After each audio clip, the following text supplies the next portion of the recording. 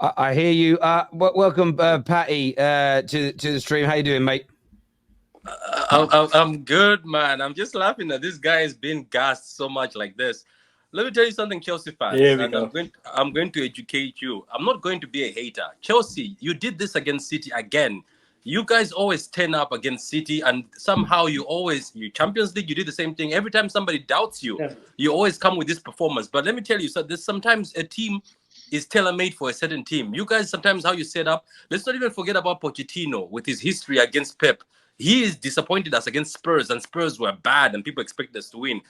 Trust me, as good as you were today and how you were playing, you won't go to play against Liverpool and think that, oh, all we have to do is all we did against City. No, your players, it's still a dead team. I'm sorry. I'm not trying to be. I told you this last time. Some of you got pissed off when I was saying we drew with a dead team. You're going to go play against Brentford or any other team, and you're going to go back to point zero. I'm not trying to shit on your rain. Congratulations, you played very well. But I'm just saying, don't get gassed up saying we need Liverpool. This Liverpool team, somehow, they are more attacking than us, and they've got better shooters than us. So as much as Man City Day Haaland was missing, as much as you played good, Liverpool can actually knock and give you can actually score a lot of goals against you. Yeah, so I'm but just Patrick, giving. Yeah, wait. Let me just finish. Because I'll be gone in a minute. I'm just saying you're gassed. Congrats, but I remember you were also gassed against City when you did the 4-4. But guess what? What happened after that? You were getting slapped again. So I'm just saying, don't look at this City game because it looks like Chelsea or Pochettino somehow always finds a way against City, and they always disappoint us. Because when I was doing my preview on my channel, I also said, guys, let's not get excited with these 6-0, 5-0. Chelsea always find a way to step up against City. Even Raheem today was working more extra hard than he does.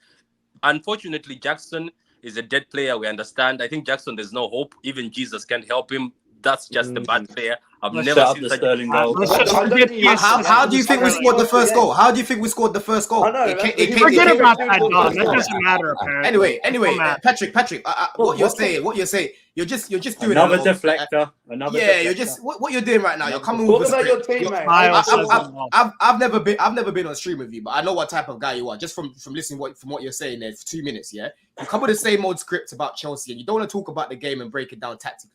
Because if you saw how we played against Liverpool, if we went out the same way today, Caicedo lone 6. What did I say, Terry? That preview that we did. If Caicedo plays by himself, we are going to lose worse than what West Ham did against Arsenal. I said it's going to be long for him if he's played there by himself. Today, he played Caicedo closer to Enzo, and he was helping him off the ball to win it back. And like I said, they were combining together. So you can't just keep coming here saying, "Oh, you guys just managed to turn up." You got to break down the game, bro. Tactically today, he got it spot on. That's why we played like that, and that's what he's done in certain games, like Arsenal, like today. Like even Preston, we played very good in that game. He set us up correctly. But then when you go against United and you're setting us up the way you did, against Newcastle, setting us up the way you did, against Liverpool, you end up losing games if you don't set us up correctly. So our problem with Poch is we know this team has good players in it, but this guy hasn't been making use of them the way he should be. That's the main problem. He made good use of Gallagher today.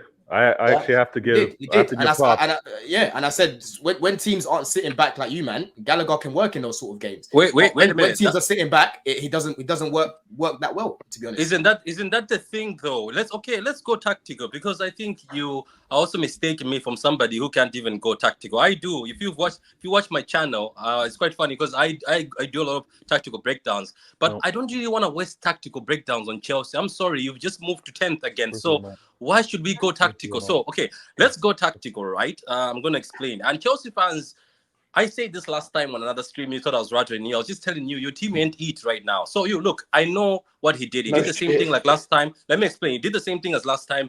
Conor Gallagher was sitting on Rodri, foreign everywhere you go. For City, for us to be beaten, you always have to sit somebody on Rodri. Even Harry Kane said it in Spurs. He said, the manager told me to just follow Rodri wherever he goes, make sure I cut the channels and everything is all good. But the thing is, those setups, my G's, when you play Brentford who are parking the bus, Conor Gallagher is useless. You're not gonna. Who is he gonna sit on at Brentford? Is he gonna sit on Tony? And that's why you don't start him. And that's why you don't start him. That's why you play Palmer in the team. That's why you play. No. But exactly, that's the problem we've got with Poch. Spot on. You've just said it. He's been playing Gallagher. We agree that you can perform against City like this just because sometimes it's suiting the team you're playing. But for us, listen, you're the favourites to still win the league. And look how you haven't won against us this season. You've dropped points. Last season, when you played us, you beat us 4 times last season, by the way, in the FA Cup, the Carabao Cup, yeah, in the league twice as well. You beat us every time we played you. Yeah, this season you've dropped points against us because we've got better players. And the first thing you said is what your has players are happened? shit. What has happened? Let me finish. The first thing that you said is our players are shit. Now you're saying, oh, what's Gallagher going to do against Brentford? And this is exactly what our fans have been complaining about. Gallagher's not needed in those sort of games where you need creativity, and Rodri isn't there to be dictating the game because they're just going to sit back. You've hit the nail on the head. So you've made a lot of points here. But yeah, you've contradicted yourself a lot, man. So let's move on to Steve, man. Let's move on to Steve, man. I didn't actually. You know what? I didn't. We actually spoke about the same thing in just a different way. But let me before I go. No, anyway, you said our players are shit and we're not worth. Oh no, they are. What does that make you then? Because you didn't beat us this season. No, wait. Let me explain that. No, don't do that. You know, I'll do it. Who wants to talk rubbish about the team? No. Same team. You haven't been able to calm down. It's okay. Calm down. It's okay. I'm calm. It's okay. Calm down. Bro, you'll be happy to know that I want you guys to win the league. You're listen, Patrick. Okay. You're the lesser of two evils for me, innit? Now let me just say something, Patrick. Yeah, you're the lesser of two evils for me, innit? Like Man City winning the league for me is better than Liverpool winning it and Arsenal winning it. I don't want Arsenal winning it. Oh, of course. Right? But coming to the end, I have to be honest. They've got a chance of getting something against for the purity of football. We should win it. Do you know right now? What's his name? What's your name? What, Hamza? Sorry, what did you just say? Sorry, what did you just say there? For the what of football? For the purity of football. You should win it for the purity of football. Yeah. Who defines? At least say it with some chest, Vader. At least say it with some chest. Come on. But you know, Terry, you know most people abroad, they really want City to win because we're entertaining. Most people don't like Liverpool fans. And anybody that does, anyone that's not, no one in the world should want City to win, and it's nothing. I'll tell you as to why. Because if you guys do a 4-peat and also by some miraculous chance do a back-to-back treble, you basically can complete football. No one else is ever doing a 4-peat again. It doesn't matter who you support, Chelsea, United, Spurs, you should all be rooting for either Liverpool or Arsenal because a 4-peat damages all of us. Even you're never going to achieve in football. And for me, I don't know. That's so wrong. It only damages you. It doesn't damage us. No, it doesn't. No. I'll tell you why it damages you because you'll never do a 4-peat. I don't care. I don't know about never, but I don't care. You should. It's like a 1 in a billion. Okay. Let me rephrase that. None of us will ever see it again in our lifetime. It's taken 130 years for it to happen. Why would you want any team to achieve something that's taken 130 years to get to? It's weak mentality. It's weak mentality. What's weak mentality? Them trying saying that, it's okay, see, do a 4-peat. It is weak mentality accepting that. Yeah, it's crazy. It's crazy to me. For me, it's all about like how many trophies you win, stroke records that you set. And it's like when Liverpool were about to do a quadruple, I was cacking myself because they'd be the first to do it. So that shows the whole treble thing weren't bullshit when I said, well, we were first. They'd be the first to do it. And there's something about being the first. And it meant Liverpool would have completed football first. So I just don't see how anyone who's views City, we are all rival cities. Tell me as a Chelsea fan.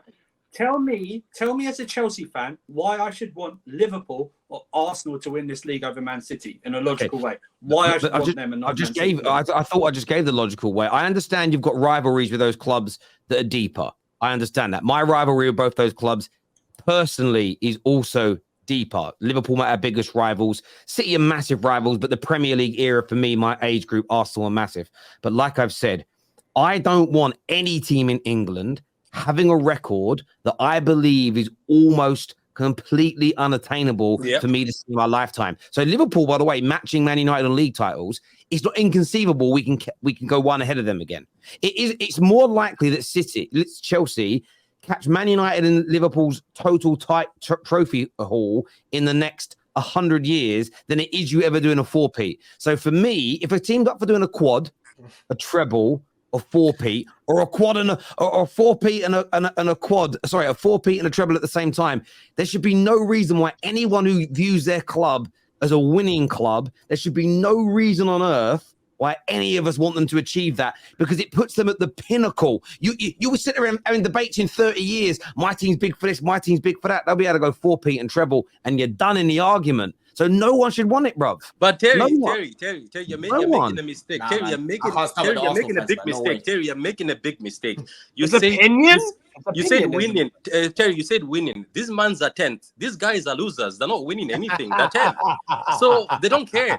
We're losers, but you haven't beaten us this season. Patrick, you know, we took a European trophy away from you guys, right? You do know that, right? We own your soul. We own your soul. You do know that, right? We took away a European trophy from you guys. You do know that, right? We own KDB coming off in the final. Allow it, bro. Yeah, have some respect. Okay. You know, it's because we're 10th right now. People are talking a little bit too much. Have some respect for Chelsea, bro, because we can still put trophies. We can still put trophies on the table. Guys, I want to say this, by the way. Yeah? You know, the other day on Top 6, where Don was like, "Don't do me like that, Terry." When I said he finds these subtle ways of backing his team, and then goes, "No, I didn't." You just see it there, ladies. No, Terry, I'm talking about. No, hold on. I'm talking about the disrespect here coming from Patrick talking about Chelsea as if we're some little boy club. Like we just said you're 10th. That's what he said. Stradball Steve, I know you want to say something, bro. You're right, my man. Go on.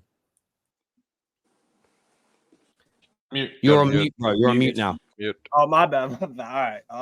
My biggest takeaway, I think, this is so eerily similar to when we drew at Paris Saint-Germain, Newcastle, in that 1-1 draw. Very similar. Very, very similar. Because, like, we, scored the goal early.